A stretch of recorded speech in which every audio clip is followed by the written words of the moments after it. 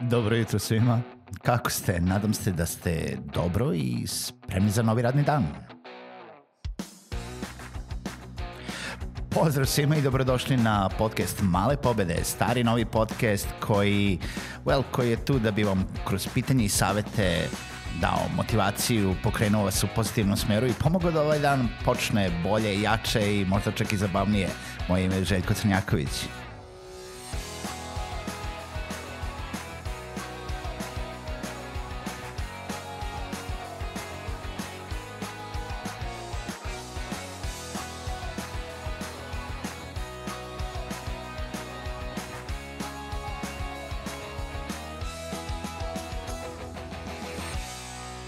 Pozdrav svima, dobro jutro i dobrodošli u još jednu epizodu podcasta Male pobede. Danas, kao što sam obećao, ćemo da pričamo o domaćim podcastima koje bi želeo da izdvojim i koje možda treba da zapratite i da slušate. Možda će tu da bude nešto malo mešavine, šta je podcast, šta je YouTube video, zato što većina naših podcasta zapravo, ili ajde kažemo, ako pogledamo sve podcaste kod nas, samo mali broj je isključivo podcast. I ima mnogo onih koji se bave ili imaju i svoju video verziju i više ih ljudi prate na YouTube-u.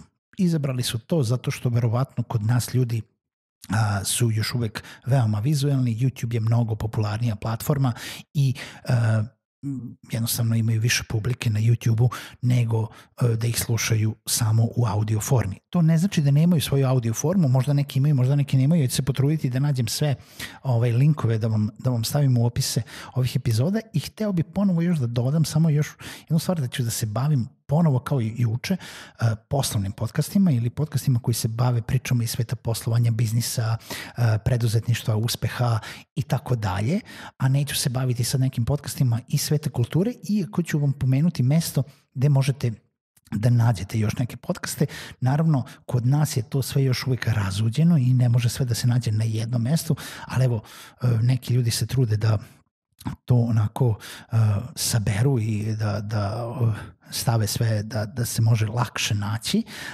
I jedan veliki shoutout ekipi iz sajta podcast.rs koja se nadam da će jednog dana okupiti sve domaće podcaste, sve regionalne podcaste na jedno mesto, pa barem ako ništa drugo da ljudi mogu da odu i da pogledaju pa da biraju šta im se to sviđa, šta ne. Vi danas možete da odete na podcast.rs i da pogledate već jednu selekciju podcasta na tom sajtu, ali daleko od toga da se tamo nalaze svi i ja verujem da ekipa će vredno da radi na tome da se svi oni koji se nađu i na tom sajtu i da nađu naravno sebi neki interes da se nađu tamo. Ono od čega bi počeo što se tiče poslovnih podcasta jeste za početak jedan o kojem ste možda čuli, možda niste čuli, izuzetno je isključivo podcast i postoji već duže vreme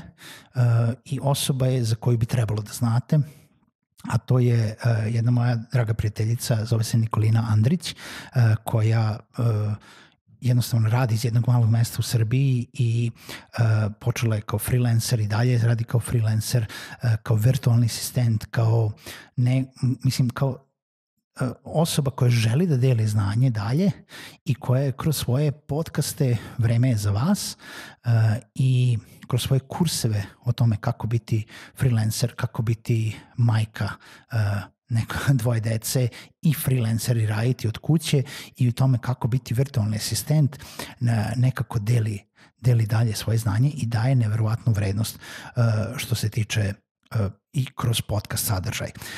Ona u svom podcastu intervjuiše druge žene preduzetnice i stvarno možete da nađete veoma vredne informacije i veoma kvalitetan sadržaj. Nikolina, puno pozdrava, možete naći sve naravno linkove u opisu ovog podcasta.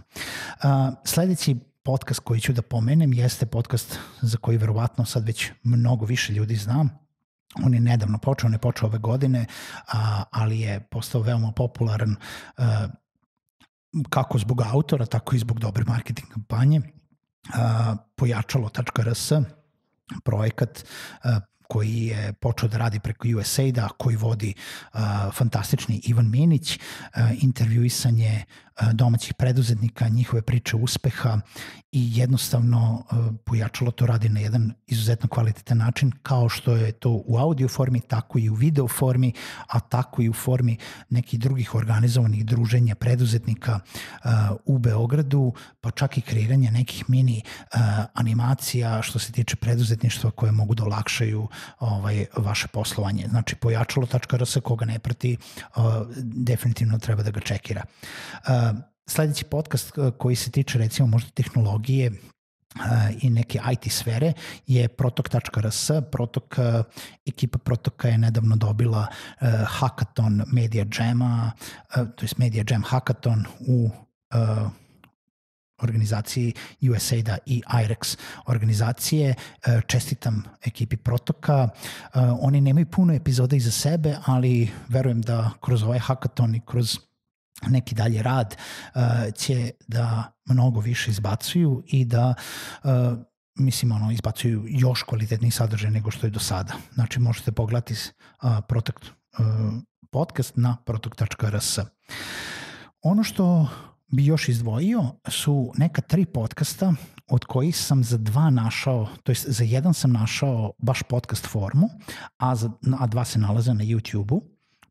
Mislim, sva 3 se nalaze na YouTube-u, isto kao i Pojačalo, ali samo jedan od ova sledeće 3 ima baš audio verziju. Ako nemaju ova druga 2, molim da me isprave i rado ću da linkujem. U stvari, možda ću i da već u linkovima možda da se ispravim, a to je, znači da počnemo od prvog, Stepenicama uspeha, koji je takođe počeo negde prošle godine. Momci izuzetno dobro rade, ponovo, kažem, dovode likove i pričaju o tome, ne samo o uspehu pojedinaca u određenim sferama poslovanja, već i o savjetima koje oni imaju. Znači, čekirajte Stepenicama uspeha. Zatim podcast Ja preduzetnik, koji takođe je video podcast i možete ga naći na YouTube-u i na sajtu Ja preduzetnik. On intervjuiše uspešne preduzetničke priče i pojedince i podcast Jaka priča, koji se bavi ne samo preduzetništvom, nego više pojedincima i kako su oni uspeli u nekoj svojoj karijeri. Znači, on ne mora nužno da bude vezan za preduzetništvo i nije nužno, nego više kako su se pojedinci izborili i dostigli ono što sada jesu. Kroz šta su sve prošli i pogledao sam nekoliko epizoda, nema ih puno, fantastična jedna priča, znači podcast se zove Jaka priča. Sada, za sve ovo Pojačalo ima svoju audio formu, Nikolina ima svoju audio formu, Protok ima svoju audio formu, Stepenicama uspeha ima i Ja preduzetnik ima. U međuvremenu sam našao dok ovo pričam, jedino Jaka priča nisam našao audio formu. Ukoliko sam pogrešio, molim, ispravit ću se u bilo kom datom momentu, ali ovo su oni koji bi izdvojio, koji se tiču poslovanja, uspeha, motivacije i tako dalje. Postoji još podcasta, neki se bave politikom, neki se bave kulturom, neki se bave